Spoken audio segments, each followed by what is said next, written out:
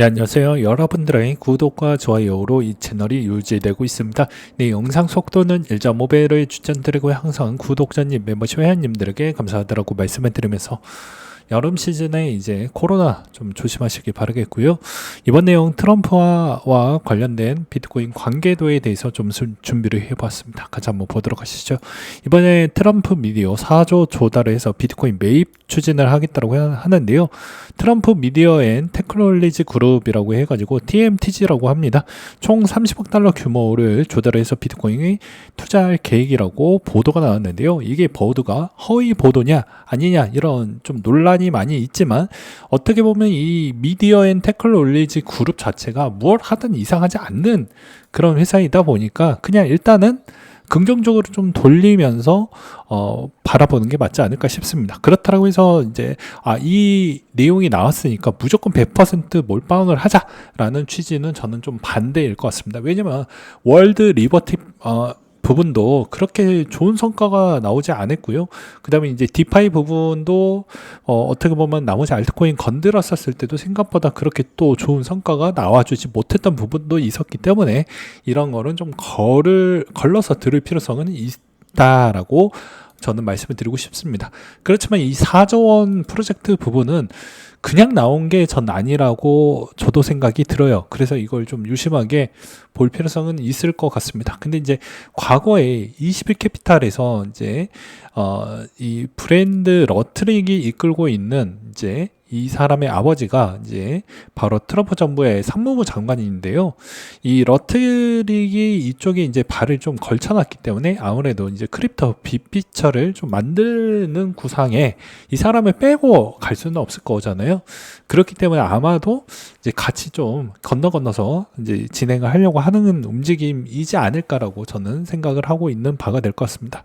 여기에서 이제 추가적으로 이제 블랙록 스트래티지 21캐피탈 부분하고 이제 기타 나머지에 있는 업체들도 요즘에 이제 스트래티지에 있는 모델링을 컨트롤 CV 한다라는 부분을 좀 본다라고 하면 어차피 이제 인사이트를 좀 더 확장을 하게 되면 이제 조만간 이쪽으로 무언가를 좀 판도를 만들어 가겠다라고 볼 수 있고요. 그 다음에 이제 좀 더 현실적으로 본다라고 하면 요즘에 이제 채권 시장이 약간 좀 불확실성이 워낙 많이 있다 보니까 이제 이거를 필연적으로 연결을 해서 좀 이쪽 시장 부분을 좀 정가를 시키려고 하는 그런 경향성도 많이 보여진다라고 저는 생각을 하고 있는 바가 될 것 같습니다. 이제 이번 내용에서도 가장 중요한 건 아무래도 이제 27일부터 29일까지 컨퍼런스가 있는데 여기서 대충 힌트를 아주 그냥 이렇게 살포시 아주 조금이라도 좀 흘려주지 않을까라고 생각이 듭니다. 그래서 이제 여기서 어떤 이야기가 나와 주느냐가 상당히 중요할 것으로 보여지고요. 이제 이게 빅들의 주사위가 일단은 시작을 하고 있는 바가 될 것 같다라고 생각을 하고 있는 바가 될 것 같습니다. 그래서 이게 이제 그냥 끝나는 거 아니고 아무래도 대충 어느 정도는 좀 모양새가 갖춰지지 않겠냐라고 저는 생각이 들더라고요. 그 다음에 이제 추가적으로는 금과 비트코인의 이제 관계도를 보게 되면요. 17년도와 21년도 불장이 모두 금의 강세가 꺾인 뒤에 만들어졌던 포인트를 볼 수가 있습니다. 퀀트 내용을 보게 되면 그런 포인트가 나왔거든요. 그래서 이번에도 아마 비슷한 형태가 나와준다고 하면 아무래도 이제 한 번은 좀 더 남아져 있다라고 생각이 들기도 합니다. 근데 이거는 이제 이렇게도 생각을 해볼 필요성이 있어요. 이게 이제 금이 꺾이는 시점이 나오게 되면 일시적으로 좀 올라오는 패턴이 보여주긴 하지만 그게 계속 연속적으로 가는 게 아니고 이제 거의 마무리가 되는 그 시점에 신호탄이 될 수도 있기 때문에 이런 점은 좀 잘 체크를 하시면서 볼 필요성이 있지 않겠냐 라고도 생각이 듭니다.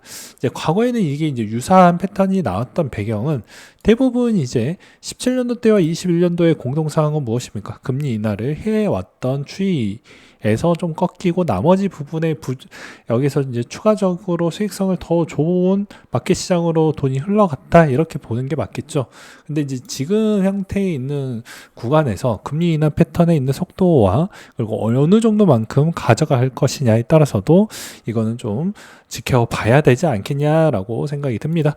최근에 ETF에 있는 동향 추이도 여전히 계속해서 이제 원래는 아이비트는 꾸준하게 샀던 추이이다 보니까 이쪽은 배제한다라고 이야기를 했어요. 그러니까 앞으로 이제 피델리티와 아크 쪽에서 어느 정도씩 계속 사고 있느냐를 체크를 해서 우리가 여기서 좀 더 좋은 가치 부여를 두고 또 이제 높은 가이던스를 다시 재조정을 할 것인지 말 것인지를 결정하시면 되지 않을까라고 생각을 합니다.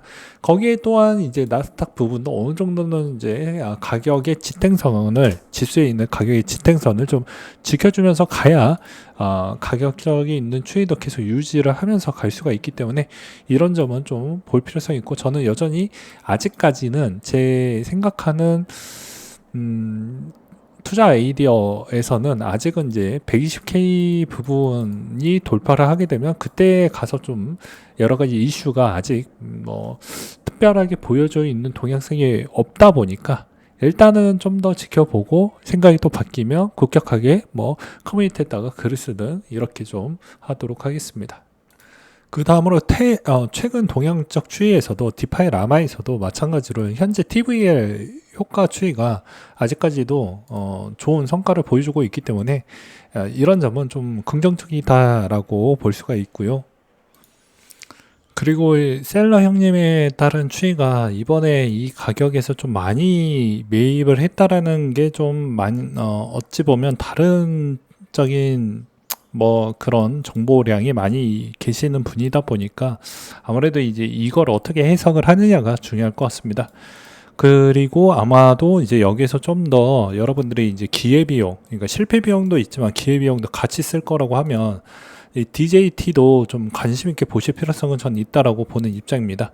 제가 저번에도 이야기를 했지만 MSTR이 좀 잘 나가고 그 다음에 요즘에 환율이 좀 많이 떨어지긴 했지만 MSTR이 잘 나가고 너무 가격이 부담스럽다라고 생각을 하니까 역발상으로 이야기를 많이 했죠. 비슷한 카피라이팅을 따라가면 더 좋은 수익률이 나올 수 있다라고도 이야기를 하기도 했습니다.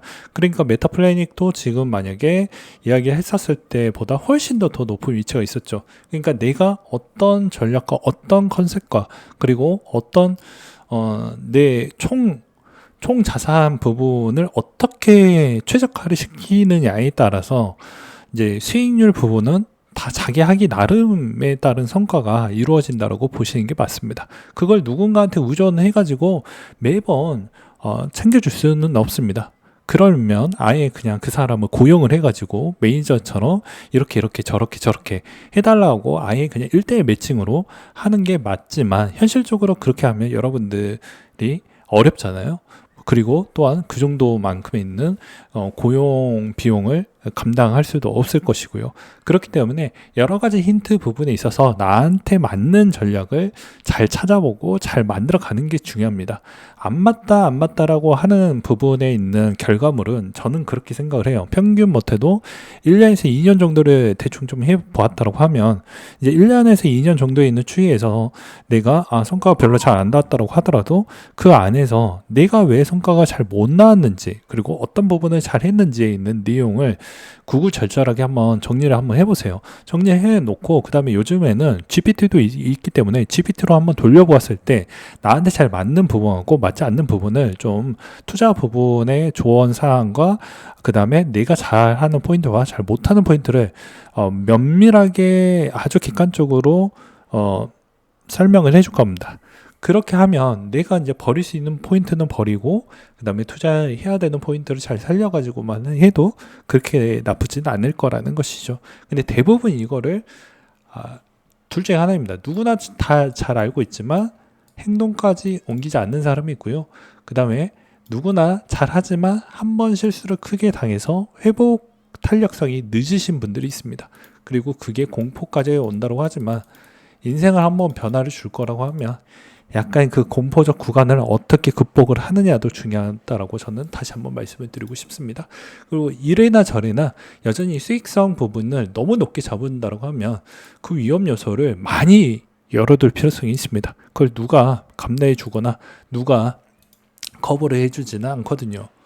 네. 근데 그거를 모든 걸 다 그런 무게를 지고 싶지 않는다고 하면 수익률 부분을 재조정만 하시면 됩니다.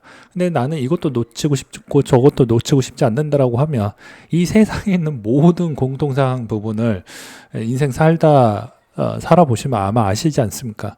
네.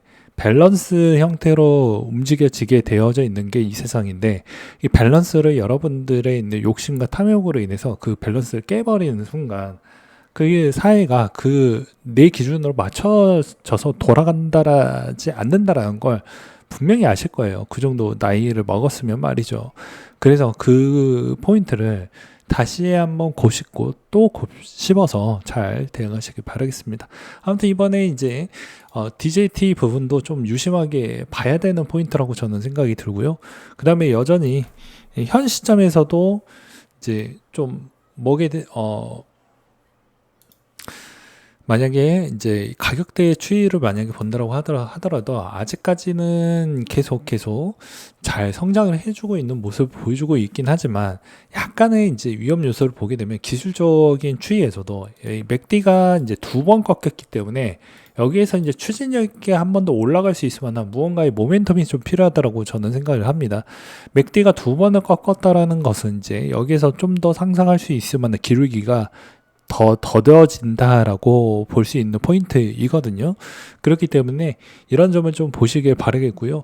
그 다음에 여기에서 이제 누군가는 이제 110K까지 왔으니까 120K 금방 갈 것이다 라고 하지만 120K를 만약에 넘기거나 120K 근접이 왔다고 하면 제가 저번에 이야기를 했죠. 내가 내 역량에 따라서 움직일 수 있는데 완전히 100%에 다 정리할 수가 없기 때문에 웬만하면은 어깨 정도 라인에서 비중 정리를 좀 하시는 걸 추천을 드린다라고 말씀을 드리면서 이상으로 마치도록 하겠습니다.